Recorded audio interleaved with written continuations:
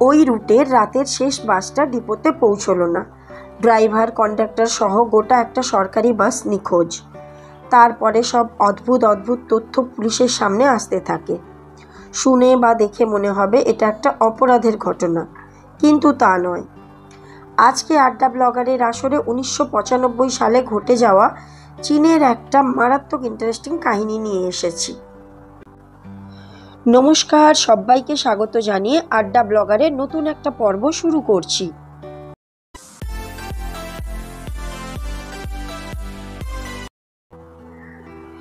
ঘটনা বেশি পুরনো নয়, 29 বছর আগে ঘটে যাওয়া একটা ঘটনা। 1995 সালে এই অবিশ্বাস্য ঘটনাটি ঘটেছে। এই সময় পৃথিবী যথেষ্ট আধুনিক হয়ে গেছিল। চীনের মানুষ আজও এই ঘটনার কথা বলে, অন্যকে শোনায়। আর চীনের পুলিশের জন্য এটা এমন একটা রহস্য যা আজ 29 বছর পরেও পুলিশের পক্ষে উদ্ঘাটন করা সম্ভব হয়নি। চীনের মানুষ এই কাহিনীর অনেক নাম দিয়েছে, যেমন the bus to pregnant, the midnight bus, route number 375। এই লাস্ট নামটা মানে রুট নাম্বার 375 নামেই বেশি বিখ্যাত এই ঘটনাটা। 1995 সালের 14ই নভেম্বর, শীতের এক রহস্যময় রাতের ঘটনা। চীনের বেইজিং শহরে এক প্রচণ্ড ঠান্ডার রাতে এই ঘটনাটি ঘটে। ইউয়ানমিং বাস টার্মিনাস থেকে রুট নাম্বার 375-এর বাসটি ছাড়ে। গন্তব্য ছিল জিয়াংসাংয়ের প্রেগনেন্ট হিল। এটাই লাস্ট বাস স্টপ ছিল এবং এখানে বাসের ডিপোও ছিল। এই জায়গাটা বেজিংয়ের আশেপাশে। তো বাস তার নিজের সময় মতো টার্মিনাস থেকে ছাড়ে এবং গন্তব্যের দিকে এগিয়ে চলে। বাসের ড্রাইভারের সাথে একজন লেডি কন্ডাক্টর ছিল। গন্তব্যে পৌঁছানোর 6টা স্টপেজ আগে বাসে একটা কাপল, একটা কম বয়সী ছেলে আর একজন বয়স্ক মহিলা ওঠে। এই চারজন যখন বাসে ওঠে তখন ড্রাইভার ও কন্ডাক্টর ছাড়া বাস সম্পূর্ণ খালি ছিল।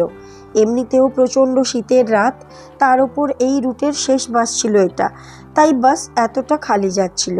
তাছাড়া প্রচণ্ড ঠান্ডায় রাতে মানুষ খুব একটা বাইরে বেরোয় না, আর এই বাসের রুটটা একটু শহরের বাইরের দিকেই ছিল। তো ড্রাইভার, কন্ডাক্টর এই চারজন যাত্রীকে নিয়ে চলতে শুরু করে। সব কিছু ঠিকঠাক যাচ্ছিল। গন্তব্যে পৌঁছানোর 4টে স্টপেজ আগে একটা স্টপেজের ড্রাইভার হঠাৎই যেন দুজনকে দেখতে পায় এবং তাদেরকে তুলে নেওয়ার জন্য বাস থামায়।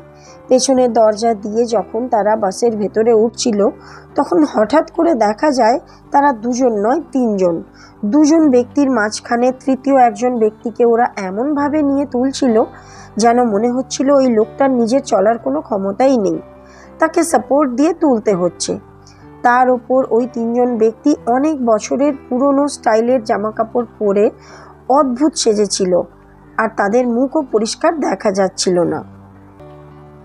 বাসের চারজন যাত্রী ভীষণই অবাক ও একটু ভীত হয় ওদের সাজ পোশাক দেখে।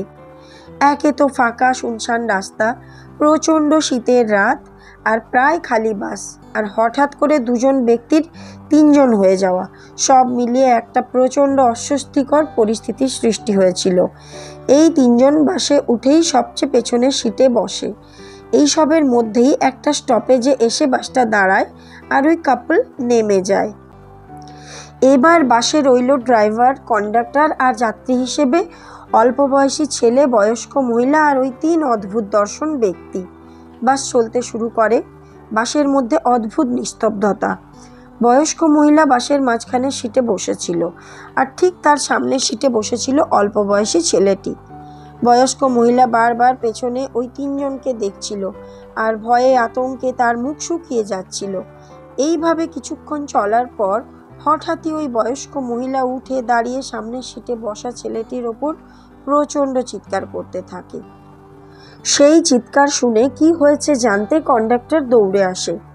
বয়স্ক মহিলা বলে সামনে বসা ছেলেটি তার টাকার ব্যাগ চুরি করেছে। ছেলেটি যতই বোঝানোর চেষ্টা করে যে সে তো সামনে বসে, সে কিভাবে তার টাকার ব্যাগ চুরি করবে। বয়স্ক মহিলা তাকে কোনো কথা বলতে না দিয়ে ততই তার ওপর চিৎকার করতে থাকে। এতে ছেলেটিও প্রচণ্ড রেগে যায় আর দুজনের মধ্যে প্রচণ্ড ঝামেলা শুরু হয়। তারপরে বয়স্ক মহিলা হঠাৎ ড্রাইভারকে বলে পরের স্টপেজে বাস দাঁড় করাতে। ও ওই ছেলেটির বিরুদ্ধে থানায় অভিযোগ জানাতে চায়। এই সবের মাঝে বয়স্ক মহিলা বাসের কন্ডাক্টরকেও ওই অদ্ভুত দর্শন ব্যক্তিগুলোর বিষয়ে একটা সন্দেহ প্রকাশ করে। কিন্তু কন্ডাক্টর বোঝায় যে হতে পারে ওরা কোনো নাটকের দলের লোক, সেই কারণে এই ধরনের পোশাক পরেছে। মানে কন্ডাক্টর বিষয়টাকে বিশেষ পাত্তাই দেয় না। যেই পরের স্টপেজে বাস থেমেছে অমনি বয়স্ক মহিলা ওই ছেলেটাকে কোনো কথা বলার সুযোগ না দিয়ে হাত ধরে হিড়হিড় করে টানতে টানতে নিচে নেমে যায়। স্টপেজে নেমে ছেলেটি প্রচণ্ড রেগে বলে, লাস্ট বাস ছিল, আপনি আমায় যেতে দিলেন না, আমি খুব অসুবিধায় পড়ব। আমি কিন্তু আপনার টাকার ব্যাগ চুরি করিনি, এখন চলুন থানায় গিয়ে কি অভিযোগ করবেন। তখন বয়স্ক মহিলা বলে, আমি জানি তুমি আমার টাকার ব্যাগ চুরি করনি, কিন্তু আমি তোমায় প্রাণে বাঁচাতে চেয়েছিলাম।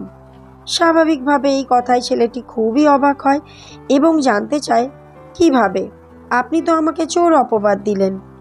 তখন বয়স্ক মহিলা জানায় যে তার কাছে অন্য কোনো রাস্তা ছিল না। সে বারবার পেছনে ওই অদ্ভুত দর্শন তিনটি ব্যক্তিকে দেখছিল এবং হঠাৎই হাওয়ায় পা থেকে জামা কাপড় উড়ে গেলে সে দেখতে পায় ওই তিনজনের পা নেই, অথচ ওরা পায়ে হেঁটেই বাসে উঠেছিল। ওরা যে কোনো সাধারণ মানুষ নয় এই বিষয়ে মহিলা একেবারে নিশ্চিত। তখন সে সিদ্ধান্ত নেয় যে বাস থেকে নামবে, কিন্তু এই ছেলেটিকে একা ফেলে নামতে তার কিছুতেই মন চাইছিল না। তার উপর তাকে এমনভাবে নামতে হতো যাতে ওই পেছনের বসা ব্যক্তিগুলোর কোনো সন্দেহ না হয়। সেই কারণে মহিলা এত নাটক করে ওই ছেলেটিকে বাস থেকে নামায়। ছেলেটি কথাগুলো কোনো মতেই বিশ্বাস করতে চায় না, কিন্তু ওই মহিলার সাথে থানায় যেতে রাজি হয়। থানাতেও পুলিশরা খুব স্বাভাবিকভাবেই মহিলার কথা শুনে একটু হাসাহাসি করে, ভাবে বয়স্ক মহিলা হয়তো কোনো রকম ভুল হচ্ছে। তারা কিছুতেই বিশ্বাস করে না যে মহিলা বাসে ভূত দেখেছে। তারা ছেলেটির কাছে ঘটনা জানতে চায়। ছেলেটি তার ঘটনা শোনায়, কিভাবে মহিলা ঝামেলা করে তাকে টানতে টানতে বাস থেকে নামিয়েছে। পুলিশ বুঝলো যে ঘটনার তো কোনো মাথামুন্ডু নেই, তো কোনো এফআইআর নেওয়া যাবে না, কিন্তু এই দুজনের সমস্ত কন্ট্যাক্ট ডিটেলস নিয়ে রেখে দেয়। মহিলা আর ছেলেটি সেই রাতে যার যার বাড়ি ফিরে যায়। সেই রাতে বাসটা 375 রুটের লাস্ট বাস ছিল। বয়স্ক মহিলা আর ছেলেটি যেখানে নেমেছিল সেখান থেকে মাত্র 4টি স্টপেজ পরেই বাসের ডিপো ছিল, কিন্তু সেই রাতে বাসটি ডিপোতে পৌঁছয়নি। 15ই নভেম্বর যখন সকাল পর্যন্ত বাসটি ডিপোতে পৌঁছলো না, তখন ডিপোর ম্যানেজার খোঁজখবর নিয়ে জানতে পারে যে ওই 4টি স্টপেজ আগে বাসটাকে শেষ দেখা গেছে। তারপর ড্রাইভার আর কন্ডাক্টরের সাথে পুরো বাস নিখোঁজ। ডিপোর ম্যানেজার নিজের লেভেলে যতটা সম্ভব খোঁজখবর করার পরেও কোনো খবর পেল না। তখন এই বিষয়ে পুলিশে কমপ্লেন করা হয়। যে বাসটি নিখোঁজ হয়েছে ড্রাইভার কন্ডাক্টর সহ এবং ওই রুটের সমস্ত পুলিশ স্টেশনে এই বিষয়ে জানানো হয়। যে পুলিশ স্টেশনে ওই মহিলা ও ছেলেটি কমপ্লেন করেছিল সেখানেও খবর যায়। এবার পুলিশের টনক নড়ে। তখন তারা ওই মহিলা আর ছেলেটিকে জিজ্ঞাসাবাদের জন্য ডেকে নেয়। এবারও ওই ছেলেটি এবং ওই মহিলা একই ঘটনার পুনরাবৃত্তি করে। একটা সরকারি বাস ড্রাইভার কন্ডাক্টর সহ গায়েব। খুব স্বাভাবিকভাবেই পরের দিন একটা বড় খবর হয় এবং ওই মহিলা ও ছেলেটির বিষয়েও মিডিয়া জানতে পারে। এবার ওই মহিলা ও ছেলেটি এই বিষয়ে প্রচুর ইন্টারভিউ দিতে থাকে নিউজ চ্যানেলগুলোতে। এদিকে ওই বাসটিকে প্রচুর খোঁজাখুঁজি চলতে থাকে। এইভাবে 14ই নভেম্বর থেকে দুদিন কেটে গিয়ে 16ই নভেম্বর চলে আসে। এই দিন হঠাৎই খবর আসে এই বাস ডিপো থেকে প্রায় 100 কিলোমিটার দূরে প্রেগন্যান্ট হিলের পাশে একটি নদীতে একটা বাস ডুবে রয়েছে। পুলিশ তড়িঘড়ি করে ঘটনাস্থলে পৌঁছয়। নদী থেকে বাস তোলা হয়। বাসের মধ্যে টোটাল 5খানা লাশ ছিল, একটা ড্রাইভারের আর একটা লেডি কন্ডাক্টরের, বাকি ওই 3 জনের। ওই 5টা লাশ দেখে ওখানে উপস্থিত পুলিশ, ডক্টর, সাধারণ মানুষ সবাই বিস্ময়ে ভয়ে হতবাক হয়ে যায়। কারণ ড্রাইভার আর কন্ডাক্টরের লাশ তো ঠিকই ছিল। 2 দিন আগে মৃত্যু ঘটলে এতটা ঠান্ডায় কিভাবে লাশ পাওয়া উচিত ছিল ঠিক সেভাবেই লাশ পাওয়া গেছিল। কিন্তু বাকি 3টি লাশ ছিল একেবারে পচা গলা, যেন বহু বহু বছর আগের মৃতদেহ এগুলো। তাছাড়া ওই দুদিনে যদি পচে গলে যেত তাহলে ড্রাইভার আর কন্ডাক্টরের লাশও পচে গলে যাওয়া উচিত ছিল, কিন্তু সেগুলো যেভাবে পাওয়া উচিত ছিল সেভাবেই পাওয়া গেছিল। তাছাড়া ফরেনসিক রিপোর্টও বলছে ওই লাশগুলো বহু বহু বছর আগের পুরনো। তাহলে কি সত্যিই কোনো মৃত ব্যক্তি বা ভূত বাসে উঠেছিল? এই প্রশ্নটাই আস্তে আস্তে জোরালো হতে থাকে। কিন্তু সালটা 1995 ছিল। পৃথিবী অলরেডি অনেক আধুনিক হয়ে গেছিল। মানুষ ভূতের কথা বিশ্বাস করেও করতে পারছিল না, কিন্তু তখনও অবাক হওয়ার অনেক বাকি ছিল। বাস ডিপোতে যখন জানতে চাওয়া হয় যে এই বাসটা এখান থেকে 100 কিলোমিটার দূরে কিভাবে পৌঁছলো, ডিপোর তরফে জানানো হয় যে কোনোভাবেই এই বাস 100 কিলোমিটার দূরে যেতেই পারে না, কারণ বাসে প্রয়োজনীয় ফুয়েলের চেয়ে মাত্র 10-15 কিলোমিটার বেশি চলার মতো ফুয়েল দেওয়া হয়। তাছাড়া ড্রাইভারেরও কোনো অথরিটি নেই গাড়িতে ফুয়েল ভরানোর। ফুয়েল শুধুমাত্র সরকারি পেট্রোল পাম্প থেকে এই সরকারি বাসগুলো নিতে পারে। এটা আরও একটা অবাক করার মতো তথ্য ছিল। তখন বাসের ফুয়েল ট্যাঙ্ক খোলা হয় ফুয়েলের পরিমাণ চেক করার জন্য।